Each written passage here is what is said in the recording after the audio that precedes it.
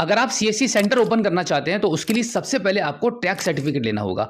Tax certificate लेने के लिए आपको एक ऑनलाइन एग्जाम देना पड़ता है। तो आज की इस एपिसोड में हम इसकी पूरी कंप्लीट जानकारी आपको देने वाले हैं कि टैक्स सर्टिफिकेट क्या होता है, इसको कैसे अप्लाई करेंगे, कैसे ऑनलाइन एग्जाम देंगे और इसमें कितने क्वेश्चन आते हैं, कितनी फीस लगेगी और इसके एग्जाम की तैयारी आपको कैसे करनी होगी और फाइनली फिर आपको सर्टिफिकेट कैसे डाउनलोड करने के लिए मिलेगा। वेलकम टू सीखो ऑफिशियल शो सरकारी सर्विसेज। टैक्स सर्टिफिकेट के लिए सबसे पहले आपको इसका ऑनलाइन रजिस्ट्रेशन करना होगा। इसमें आपका आधार कार्ड, फोटो, ईमेल आईडी और कॉन्टैक्ट नंबर लगेगा। इसका रजिस्ट्रेशन क्विकली 1 मिनट में आपके मोबाइल फोन की गूगल से ही हो जाएगा। इसके लिए आपके मोबाइल फोन के गूगल पर टाइप करेंगे ट्रैक रजिस्ट्रेशन।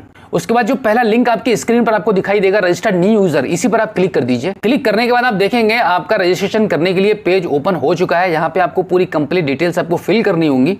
यहाँ पर आपको आपका नाम फिल करना होगा as per government ID proof. यहाँ पे आपका mobile number, email ID, father name और इसी के साथ में यहाँ पे स्टेट चूज करेंगे, डिस्ट्रिक्ट चूज करना होगा, जेंडर सिलेक्ट करेंगे, डीओबी डालेंगे और उसके बाद इस एड्रेस वाले कॉलम में आपके आधार कार्ड के अकॉर्डिंग आपको पूरा कंप्लीट पिन कोड के साथ में एड्रेस फिल करना है और इसके जस्ट नीचे आपको आपका पासपोर्ट साइज फोटो अपलोड करना होगा।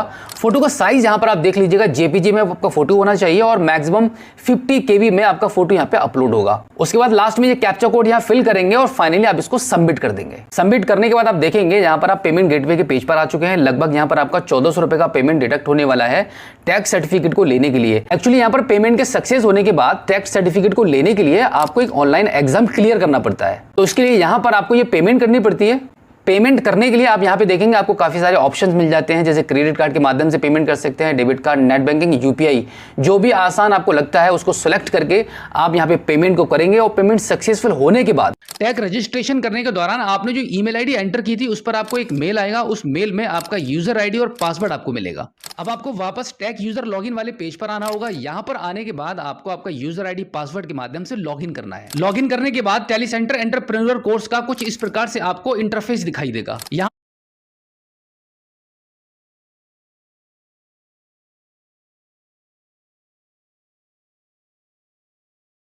पर आपको 2 ऑप्शन देखने के लिए मिलते हैं। पहला रहता है आपका डैशबोर्ड और दूसरा रहेगा असेसमेंट को। तो अब आपको टैक्स सर्टिफिकेट के लिए एग्जाम को क्लियर करने के लिए असेसमेंट पर क्लिक करना होगा। असेसमेंट्स वाले ऑप्शन पर क्लिक करने के बाद आप देखेंगे यहाँ पर आपको 10 असेसमेंट्स दिखाई देंगे। इन सभी असेसमेंट्स को एक बार आपको रीड करना होगा। यहाँ पर आपको वीडियो फॉर्म में भी आपको वीडियो मिलेंगी, जहां पर आपको बहुत सारे सवाल देखने के लिए मिलेंगे कि टैक्स सर्टिफिकेट के एग्जाम को देने के लिए जितने भी सवाल आपसे पूछे जाएंगे उन सब के आंसर आपको इन सभी असेसमेंट्स को क्लियर करने में आपको मिल जाएंगे।